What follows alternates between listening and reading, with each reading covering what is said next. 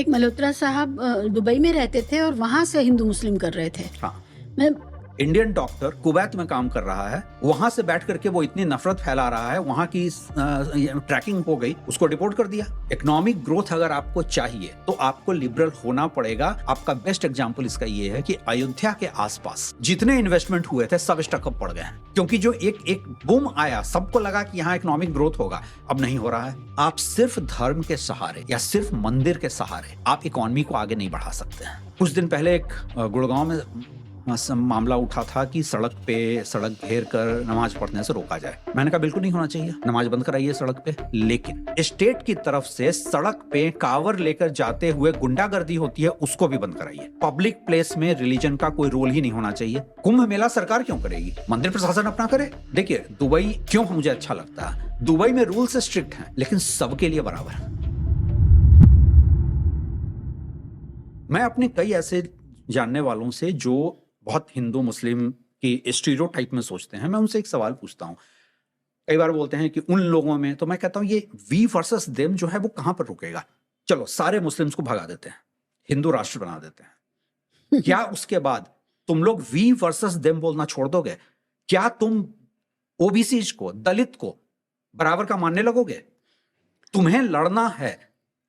ओशो ने एक बार कहा था ना कि दो लोग साथ जा रहे हैं, एक के दोनों टकराए, एक के कप से कॉफी गिरा, दूसरे के कप से कुछ नहीं गिरा, क्योंकि उसमें कुछ था नहीं, इसके अंदर कॉफी था।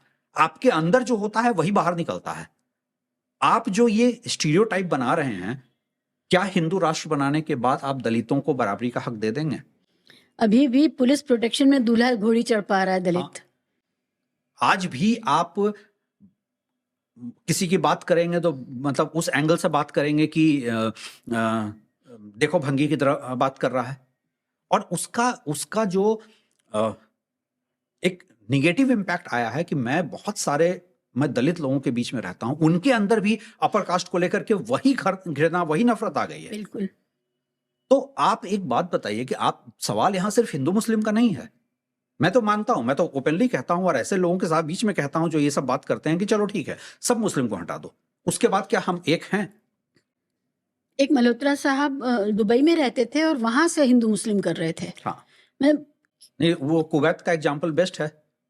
इंडियन डॉक्टर कुवैत में काम कर रहा है, वहां से बैठ करके वो इतनी नफरत फैला रहा है, वहां की ट्रैकिंग हो गई, उसको डिपोर्ट कर दिया। तो आप एक बात बताइए, आप कोविड हुआ, कोविड में आपने तबलीगी जमात को जिम्मेदार बताया, जो कि बाद में प्रूफ हो गया कि आपने झूठ बोला था। और इसमें मैं सिर्फ बीजेपी पार्टी के नहीं कहता, केजरीवाल सबसे बड़ा गुनहगार, जिसने दूसरी बार उसी समय, और ये बहुत इंटरेस्टिंग है जिस पर बात इंडिया में नहीं हुई है, कुवैत ने इंडियन के साथ क्या किया था, किस तरह से उनकी ट्रीटमेंट करवाई थी। यस।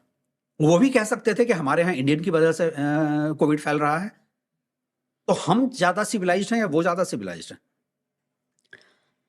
तो ये अभी तो देखिए दुबई जैसी जगहें अमेरिका से बहुत बेहतर हो गई हैं। आप अमेरिका जाइए, वहाँ बदहाली दिखती है बहुत पूरा। कैलिफोर्निया जैसी जगह में जो बहुत उनके प्रोमिनेंट एरियाज हैं वहाँ जाइए, लेकिन आप दुबई में ऐसा कोई एरिया, सऊदी अरब में ऐसा कोई एरिया नहीं मिलता। दूसरी बात, आप एक बात ये भी समझ लीजिए कि जो आप समझते हैं कि दुबई में वो या सऊदी में मुस्लिम कट्टरता है, नहीं है, बिल्कुल नहीं है। मैं बहुत घूमा हूँ वहाँ पे, मिडिल ईस्ट में मैं बहुत घूमा हूँ, मलेशिया में भी अब देखिए, टर्की, मलेशिया, इन सब जगहों पर, क्योंकि उन कंट्रीज ने ये रियलाइज कर लिया है कि इकोनॉमिक ग्रोथ के लिए आपको लिबरल होना ही पड़ेगा।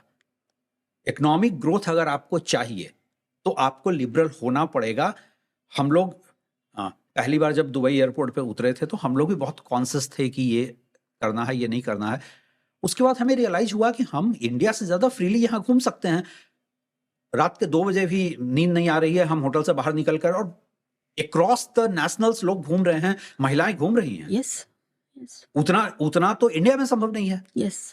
तो ये अगर आपको इकोनॉमिक ग्रोथ चाहिए तो 3-4 चीजें आपको करनी होती हैं। सोसाइटी को लिबरल बनाना पड़ेगा, फाइनेंशियली एजुकेटेड करना पड़ेगा, और आप फाइनेंशियली एजुकेटेड नहीं करना चाहते हैं क्योंकि आपको पता है कि पब्लिक फाइनेंशियली एजुकेटेड हो गई तो हमारे यहाँ जितने डाटा दिए जा रहे हैं, ये ग्रोथ हो गया, ये इकोनॉमी हो गई, ये ट्रिलियन इकोनॉमी हो गई, वो सब के सब लोग आपसे सवाल करने लगेंगे। ठीक है, ये एक बात तो है, लेकिन एक आर्गुमेंट और आया है इस समय, वो है रिलीजन बेस्ड इकोनॉमी का, और दूसरा है इलेक्शन अपने आप में इकोनॉमी मूवर है। इलेक्शंस में इतना बड़ा धन इन्वॉल्व होता है, तो वो ये दोनों चीज़ें अब लगातार जिस तरह से चल रही हैं, आप देखें साल भर कोई ना कोई धार्मिक आयोजन होता है जो बहुत बड़ा होता है, और उसके साथ साथ इलेक्शंस होते रहते हैं। आपको लगता है कि ये सच में कोई रियल आर्गुमेंट है, या ये एक तरह का पैरासाइटिक एग्जिस्टेंस है इकोनॉमी का? देखिए, 2-3 चीजें हैं। हमारे कुछ मित्र हैं जो ये कहते हैं कि इंडिया में एक समय टेम्पल इकोनॉमी होता था। सच है, होता था, लेकिन ये वो दौर था जब बार्टर सिस्टम में काम होता था कि मैंने ये चावल उगाया है, आपने गेहूं उगाया है, हम अपना अपना बांट लेते हैं, दोनों के पास दोनों आ गए। उस दौर में टेम्पल इकोनॉमी समझ में आता था। आज की दौर में टेम्पल इकोनॉमी, या आपका बेस्ट एग्जांपल इसका ये है कि अयोध्या के आसपास जितने इन्वेस्टमेंट हुए थे सब स्टकअप पड़ गए हैं, क्योंकि जो एक एक बूम आया, सबको लगा कि यहां इकोनॉमिक ग्रोथ होगा, अब नहीं हो रहा है। क्यों? आप सिर्फ धर्म के सहारे या सिर्फ मंदिर के सहारे आप इकोनॉमी को आगे नहीं बढ़ा सकते हैं। और मैं एक स्टेज आगे जाकर बात करता हूं। कुछ दिन पहले एक गुड़गांव में मामला उठा था कि सड़क घेर कर नमाज पढ़ने से रोका जाए, और मेरे कुछ दोस्त जो बहुत कट्टर हैं वो इस पर बहुत बोल रहे थे, और मतलब शायद उन लोगों ने मुझे चिढ़ाने के लिए मुझसे पूछा था कि आप इस पर क्या कहेंगे। मैंने कहा बिल्कुल नहीं होना चाहिए, नमाज बंद कराइए सड़क पे, लेकिन फिर स्टेट की तरफ से सड़क पे कावर लेकर जाते हुए गुंडागर्दी होती है, उसको भी बंद कराइए।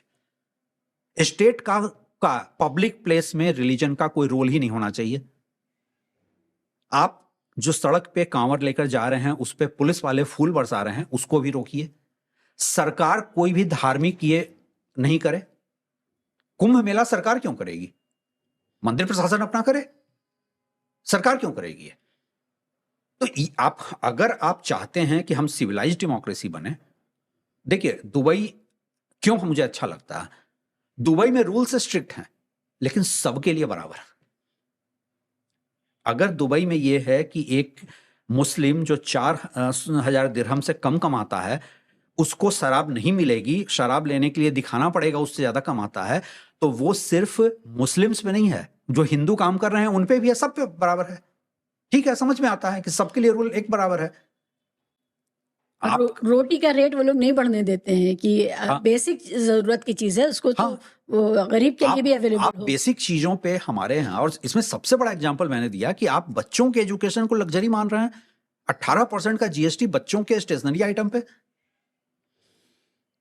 तो इकोनॉमी जो है गलत डायरेक्शन में है, और जब इकोनॉमी गलत डायरेक्शन में है तो उसको उस पे सवाल नहीं उठे, इसके लिए जरूरी है कि पब्लिक फाइनेंशियली इलिटरेट रहे, और जब पब्लिक फाइनेंशियली इलिटरेट रहेगी तो इंडिया का कंजम्पशन और इन्वेस्टमेंट भी गलत डायरेक्शन में रहेगा। तो ये एक पूरा वीसीएस साइकिल है।